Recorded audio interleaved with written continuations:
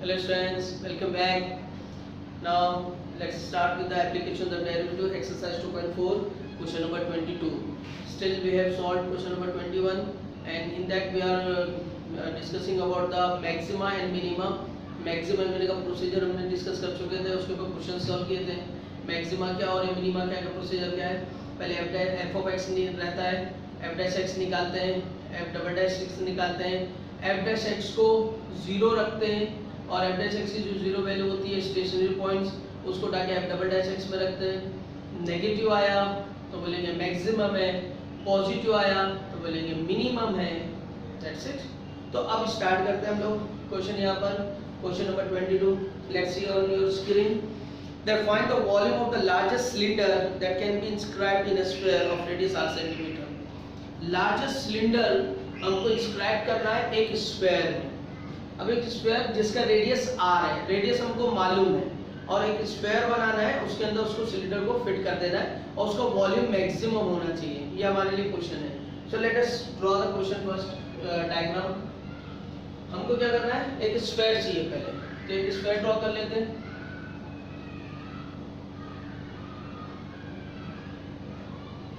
ठीक है, ये स्फीयर हो गया हमारे पास में. इट्स द लार्जेस्ट मींस अब इसके अंदर जो हमको फिट करना है सिलेंडर वो लार्जेस्ट होना चाहिए. तो यहाँ पे एक हम लोग सिलेंडर ले लेते हैं. सिलेंडर ले लिया हम लोग ने.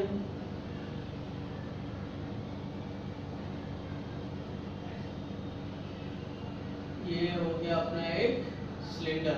ठीक है, और इस स्फीयर का रेड जो सेंटर है उसको O ले लेते हैं, इसको A ले लेते हैं. तो ये जो हमारे पास आएगा ये रेडियस R हमको गिवन है, R सेंटीमीटर. तो लेट अस सपोज ये जो सर्कुलर पार्ट है सिलेंडर का, ये जो है इसका सेंटर C है और ये यहाँ से यहाँ तक का ये हम मान लेते हैं इसे पॉइंट D है. तो ये जो CD है ये उसकी हाइट हो जाएगी, है ना. तो let us suppose here let x be the radius and क्या and 2y be the height of required cylinder. required cylinder का हाइट कितना ले रहा हूं मैं, हाइट 2y ले रहा हूं.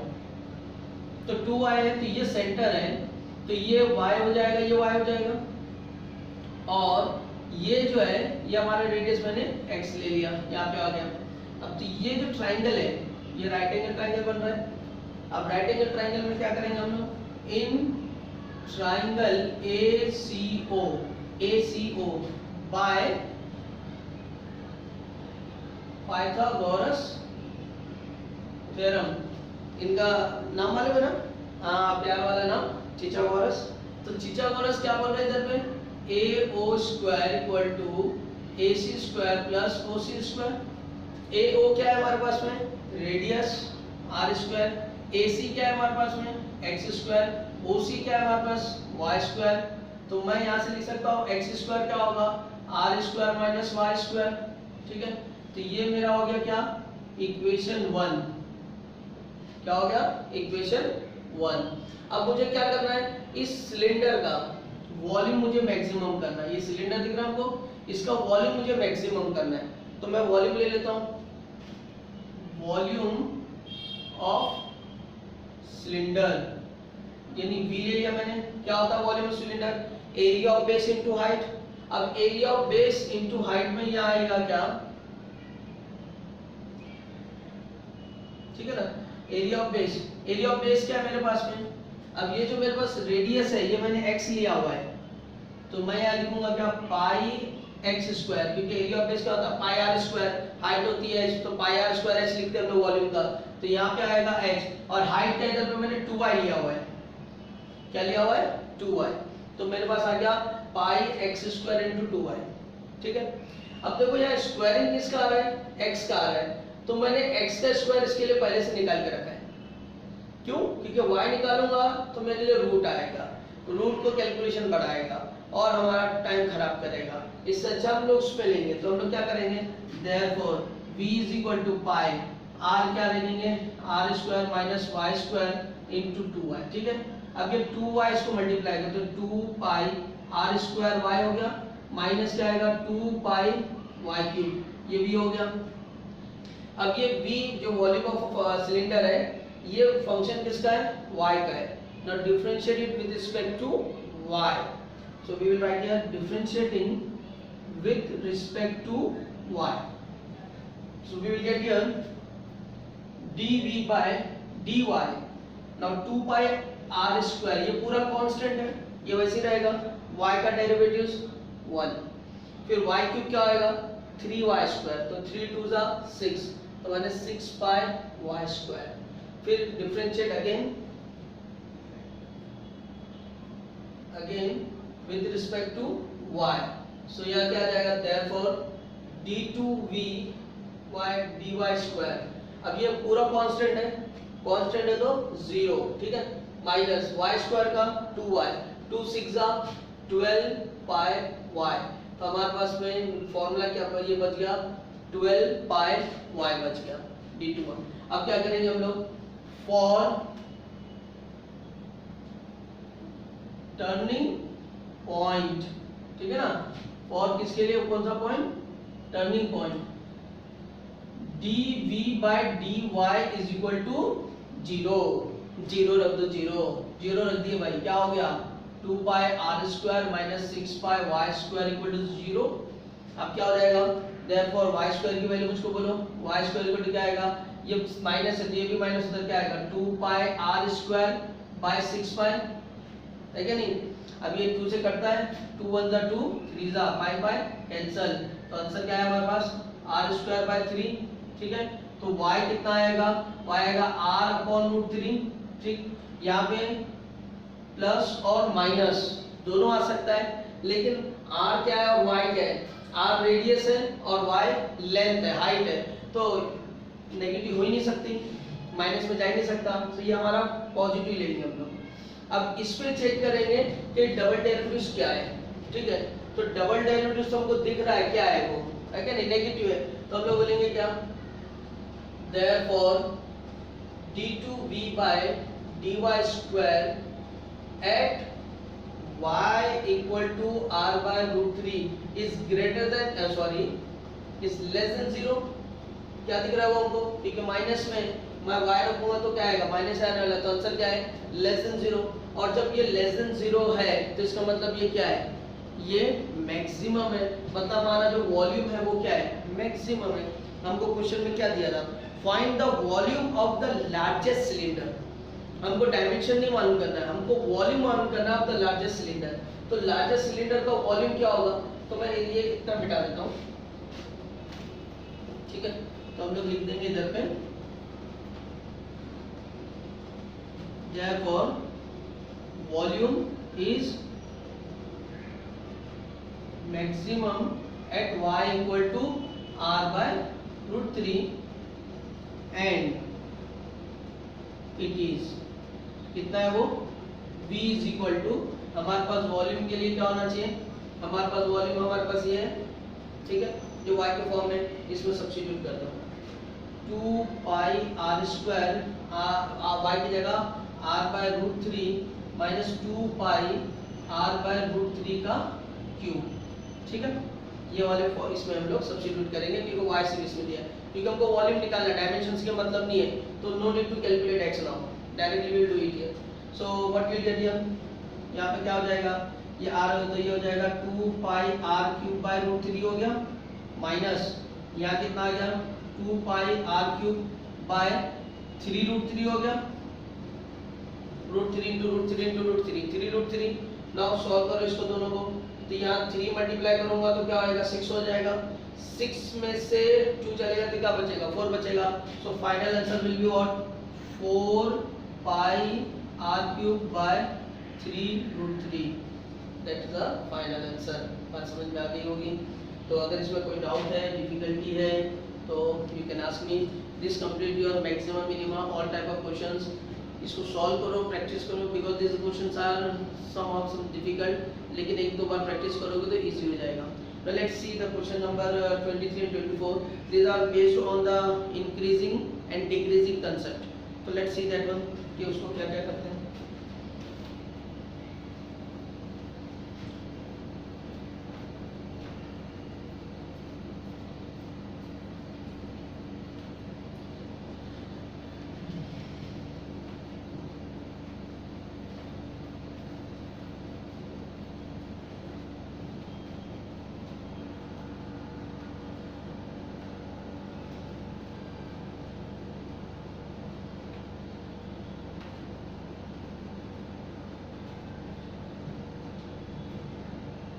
Now to see the question number 23.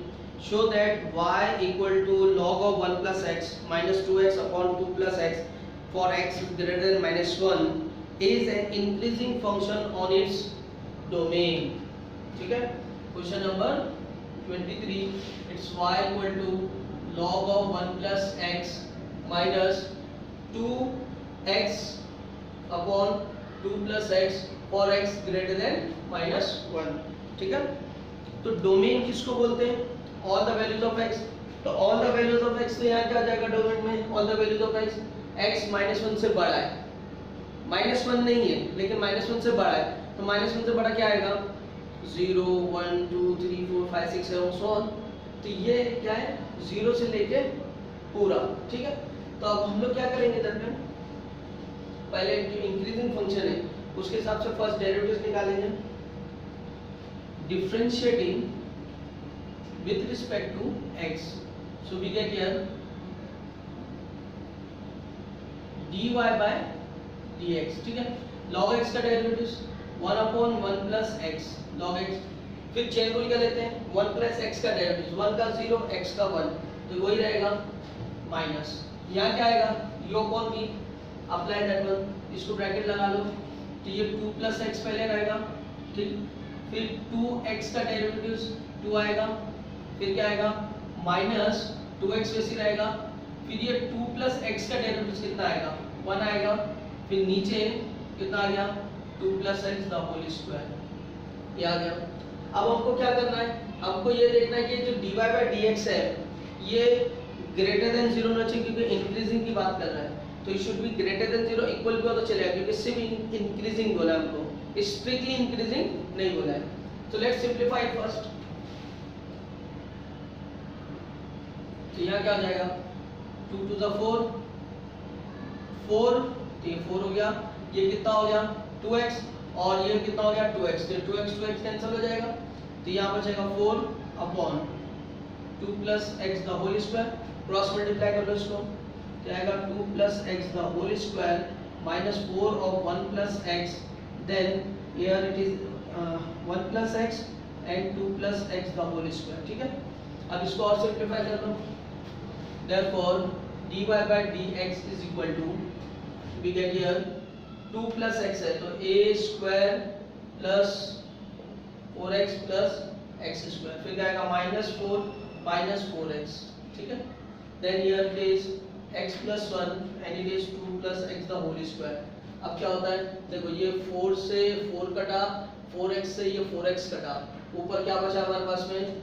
Finally we got dy by dx is equal to x square upon x plus 1 and 2 plus x the whole square. ठीक है. अब हमको देखो इसको पॉजिटिव शो करना है, 0 से बड़ा शो करना है. तो सिंपल है कि यहाँ पे क्या दिया है इधर पे? सिंस x स्क्वायर दिया है ये ग्रेटर देन 0 रहेगा चाहे कुछ भी रखो, है ना. For all x greater than minus 1. अब तो माइनस में भी रखोगे तो भी पॉजिटिव देगा ना ये तो. ठीक है. नेक्स्ट क्या है? नेक्स्ट इधर पे 2 plus x the whole square ये भी ग्रेटर देन रहेगा 0 से. ठीक है. क्यों? For all x greater than minus 1 क्योंकि स्क्वायर हो. And next is x plus 1 ये भी ग्रेटर देन 0 रहेगा. क्यों? क्योंकि x माइनस 1 से बड़ा है. ठीक है. माइनस 1 से बड़ा तो माइनस 1 और 0 नंबर लाइन पे देख लो आप जरा. ये माइनस 1 ये 0 है और ये 1 है. तो यहाँ पे बहुत सारे नेगेटिव नंबर साइन है ना. लेकिन all those negative numbers will be less than 1 है क्या नहीं? 0.9 माइनस में आएगा, 0.8 माइनस में आएगा, लेकिन सबके सब 1 से छोटे रहेंगे। तो अगर मैं नेगेटिव नंबर जो 1 से छोटा है उसमें ऐड करूँगा 1 से, तो मुझे पॉजिटिव आंसर ही मिलेगा। तो इसके लिए ये भी बड़ा रहेगा, for all x greater than -1। ये हो गया। तो इसका मतलब क्या हो गया, therefore x square x plus 1 2 plus x the whole square, ये पूरा ग्रेटर देन 0 है, ठीक है। और यहाँ पे ग्रेटर देन 0 है, यानी अगर मैंने x को 0 ले लिया, x को मैंने अगर 0 ले लिया तो पूरा 0 हो सकता है, तो मैं इक्वल टू 0 भी डाल सकता हूँ। ये हो गया। तो यहाँ क्या हो गया, therefore dy by dx is greater than equal to 0, मतलब क्या, function is increasing in its domain. तो हमने प्रूफ कर दिया function is increasing in its domain. Let's see the next one, question number 24।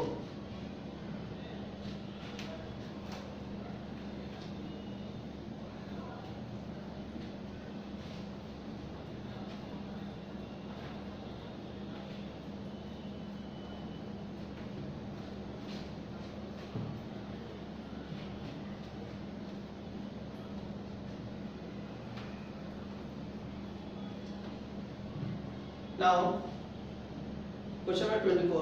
Prove that y equal to 4 sin theta upon 2 cos theta minus theta is an increasing function of theta belongs to 0 and pi by 2। ठीक है, तो चलो देखते हैं question number 24।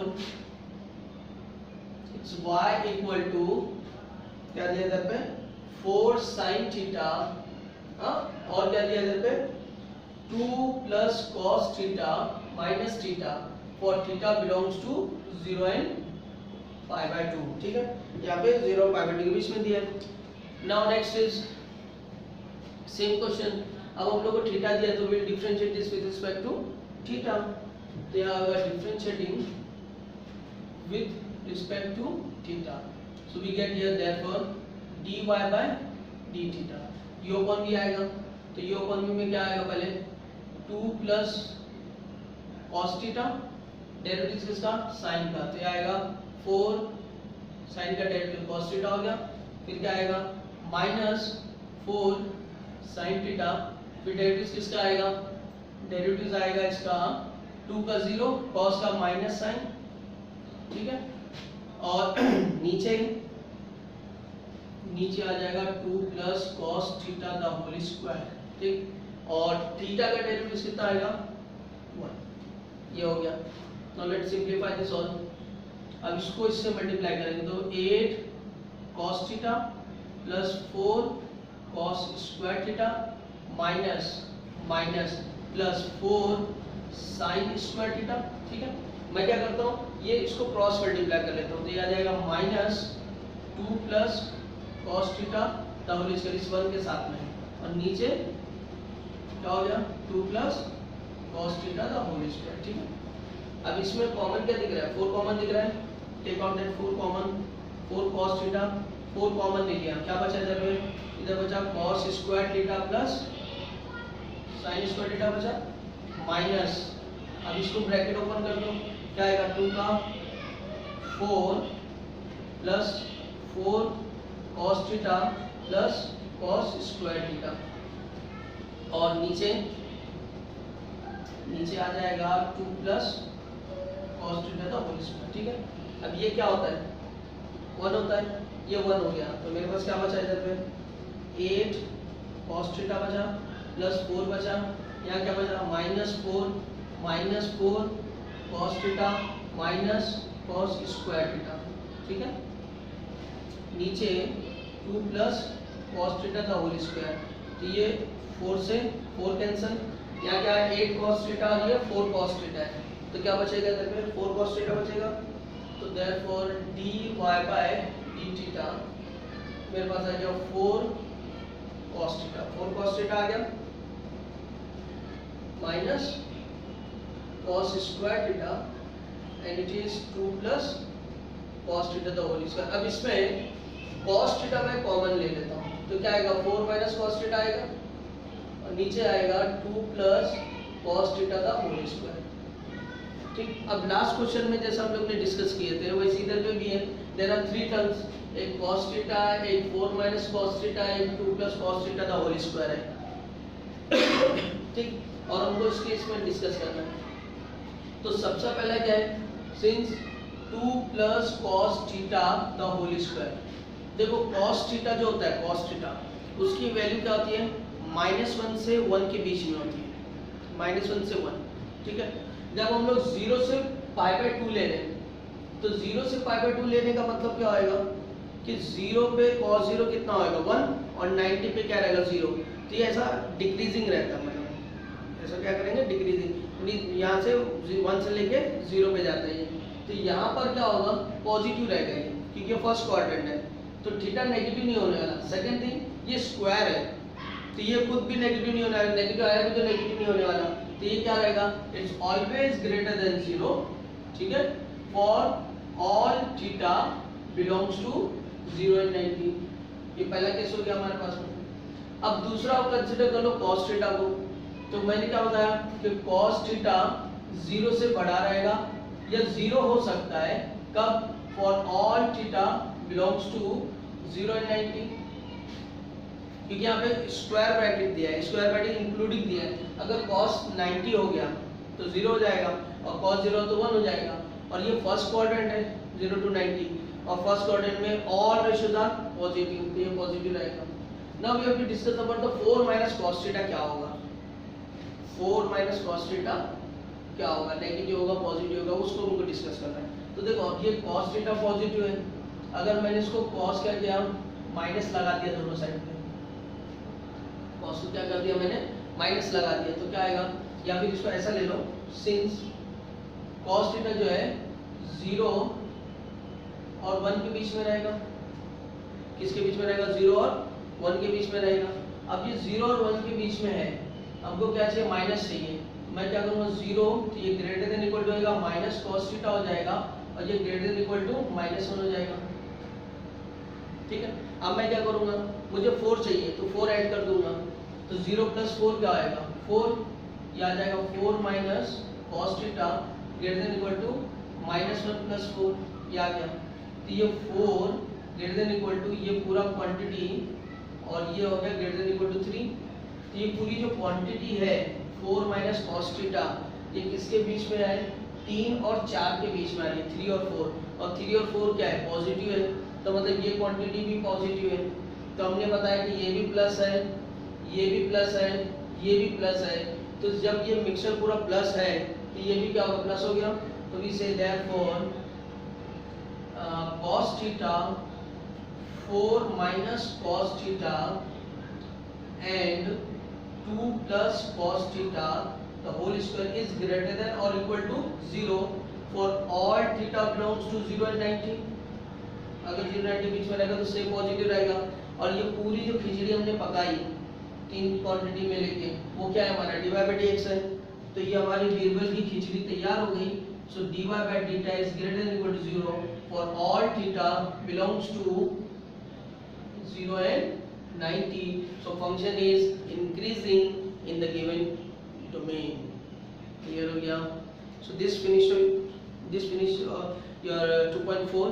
Now we will go for the next। अगर हम देखते हैं आगे क्या रहता है इसके अंदर, आप लोग सॉल्व करो। अगर कोई डाउट से डिफिकल्टी है तो उसको देखेंगे। और इसके न्यूमेरिकल्स वर्ड प्रॉब्लम्स क्या बोलते हैं, मिसलेनियस में जो भी क्वेश्चंस रहते हैं, अगर वर्डिंग प्रॉब्लम में कोई डिफिकल्ट क्वेश्चन होगा, हार्ड क्वेश्चन होगा तो उसको मैं सॉल्व करा देता हूँ। या आपको कोई डिफिकल्ट लगता है क्वेश्चन कोई और टेक्स्ट बुक से या किसी और रेफरेंस से, तो वो मुझे सेंड करो, हम लोग सॉल्व करके इसको सोल्यूशन देंगे। ठीक है, मिलते हैं नेक्स्ट वीडियो में। Thank you.